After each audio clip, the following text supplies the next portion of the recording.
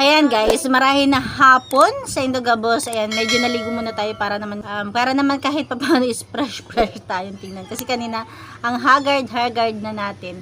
Ayan guys, bali i-share ko pala sa inyo yung ating mga napamili ng anak ko sa Ome merchandise kagabi at saka sa Iklin. Ayan, pero bago yan, yung update ko muna pala kayo dun sa ating Kagayako soap na in-order. Diba? Medyo may reklamo tayo dun dahil yun, basta yun na yun. Bali yun, na-i-refund naman natin, na ibalik sa atin yung pera, pero hindi na nga lang cash. Andun sa ating Shopee apps.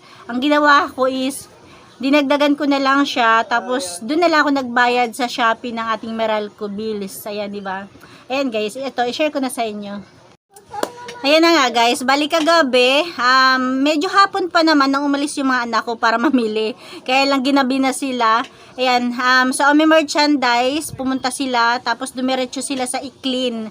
Yung Iklin na dating nasunog dun sa bayan, sa Novaliches bayan na parang tinuturing ko talaga siyang Divisoria Mall.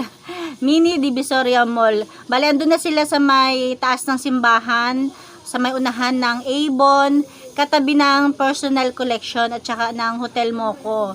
Ayan. Ayan, pakita ko na sa inyo. Syempre, nagpabili ako ng posporo. Bali, ang pinabili ko nito is 6 na peraso. Kasi nga doon sa binibilhan ko sa Pure Gold, medyo nagrereklamo na yung ating mga customer dahil hindi maganda yung posporo na ganito. Pakita ko sa inyo. Wala na pala. Yung kulay red at saka yung kulay blue. Mahinang quality. Kaya ayan, nagpabili ako sa anak ko ng 6 na posporong Bueno, Olivenza Bueno. Ayan, 6. Tapos, yung ating Ipica scent, ayan, ang binili ng anak ko is 7 piraso. Sabi ko, 5 original at saka 5 extra strength. Kaya lang, wala na raw extra strength. Kaya, ito na lang yung available. 7 piraso na lang daw yung available. Kaya yun, kinuha na ng anak ko lahat, 7 piraso. Tapos ito pa, ayan, sure, ayan. Kapag ako yung namimili sa Ome merchandise, dinadamihan ko ng pagbili nito dahil hindi ako naka-order nito sa grocery, sa Pure Gold.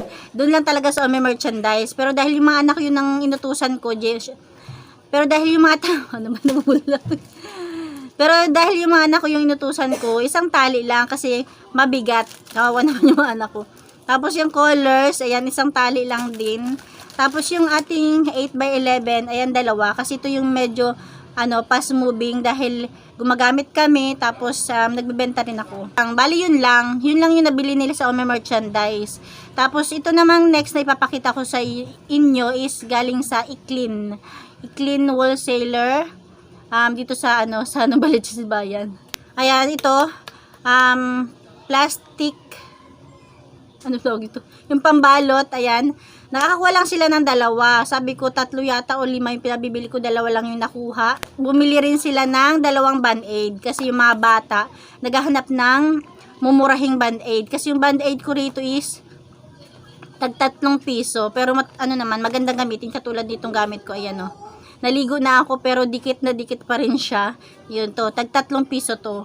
Kaya lang yung iba kasi mga bata at para mga naglalaro-laro lang. Naghahanap sila ng murahin. Kaya nagpabili ako ng 2 balot. Tapos yung ating pinaka mabili, ayan, ang ating cotton buds. Tag 5 piso. Tapos ito, ayan, 3 pen. Iba-ibang klase. Ito yung erasing whiteboard marker. Ayan. Ito yung kadalasan mga pinapadala ng teacher. Tapos ito naman, yan, meron tayong biniling kilalang brand at saka medyo hindi kilalang brand. Murahin lang to, tapos ito medyo may pagka-pricey siya. Medyo mahal-mahal konti. Ayan. Ito naman medyas, ayan, tamang-tama sa mga anak ko, panggamit nila.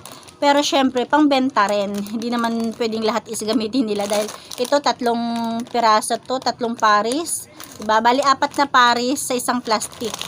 Bumili tayo ng 3. Bali yung isa, maliit, tamang-tama sa bunso ko, tapos pangbenta rin.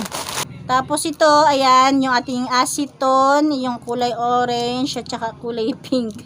Ayan, tag-isang balot. Tapos yan, fastener. Ayan, bali kumuha yung anak ko na isang box na. Kasi lang naman to, mura lang naman to. sabi ko nga, kapag nakabili kami bali marami akong pinabibili sa mga anak ko kagabi, kaya lang, wala na mga stock, katulad ng mga notebook, ayan, wala na mga folder, wala na rin. Ayan, kapag nakabili ako ng folder, bali pag may bumiling folder, pwede ko na lang din itong isama, di ba? Ayan, bali isang box na yung kinuha natin, meron siyang 50 pieces, ayan. Tapos yung papel na pang grade 2, pwede nito pang grade 1 hanggang grade 3 kasi yung pang grade 4 iba na rin naman, diba? Tapos syempre yung ating syempre ang bond paper. Meron pa ako, kaya lang paubos na. Yung long marami pa kasi mas mabili yung short, diba? Tapos ayan, meron pa yung ating plastic envelope. Ayan. Sabi ko bumili lang ng 10 piraso, kaya lang balot-balot daw siya. Ang laman ng isang balot is 25 pieces.